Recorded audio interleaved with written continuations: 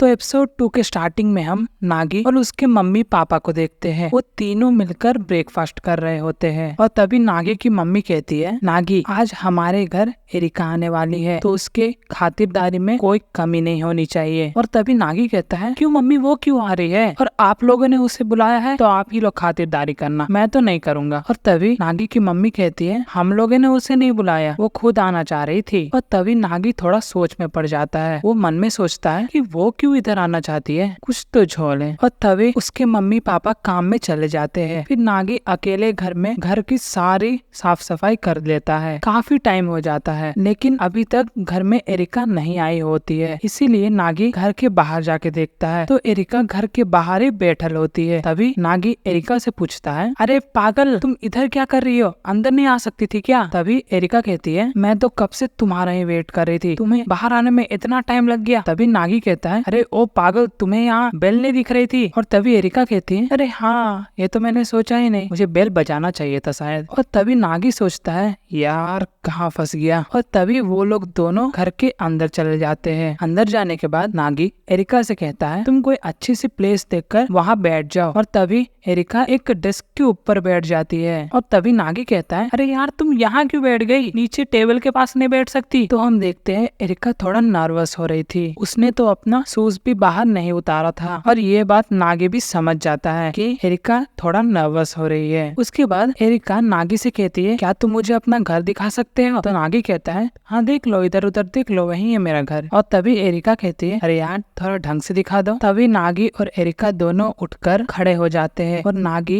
Areca को अपना पूरा घर दिखाता है, बाथरूम से लेकर किचन तक। और तभी एरिका नागी से कहती है, अब तुम मेरे साथ चलोगे। और एरिका नागी को अपने घर ले जाती है। एरिका का घर देखकर तो नागी शॉक हो जाता है और एरिका से पूछता है, क्या ये तुम्हारा कितना बड़ा घर है? और तभी एरिका कहती है, हमारे ऐसे घर और भी 3-4 है। और ये बात सुनकर तो नागी पूरा शॉक हो जाता है। उसके बाद एरिका अपना पूरा घर का टूर दिखाती है नागी को। और तभी एरिका नागी को उसका डॉग हाउस दिखाती है। एरिका का डॉग हाउस देखकर नागी तो पूरा शॉक हो जाता है। वो डॉग हाउस ही इतना बड़ा होता है कि क्या बोलूं। और तभी एरिका जाकर अपना ब्रेकफास्ट करती है। और तभी नागी एरिका के पास जाकर उसे कुछ कहने वाला ही होता है कि एरिका नागी से कहती है कि मैं तुम्हें कुछ कहना चाहती हूँ, मैं ये शादी नहीं करना चाहती। और नागी कहता है, सेम मुझे भी यही फीलिंग है, मुझे भी तुमसे कोई शादी नहीं करनी। तो एक बात बताओ, तो तुम मेरा घर क्यों आना चाहती थी? और तभी एरिका कहती है, मैं तो तुम्हारे मम्मी पापा से मिलने आई थी, लेकिन मैं जब आई तो मुझे पता चला कि तुम्हारे मम्मी पापा घर में है ही नहीं, इसलिए बस टाइम पास कर रही थी। और तभी नागी कहता है, हाँ वो लोग उस टाइम पर रेस्टोरेंट में रहते हैं। तो तभी एरिका खड़ा होकर कहती है, क्या तुम मुझे उनके रेस्टोरेंट पर ले जा सकते हो? तो नागी एरिका को अपने रेस्टोरेंट पर ले जाता है।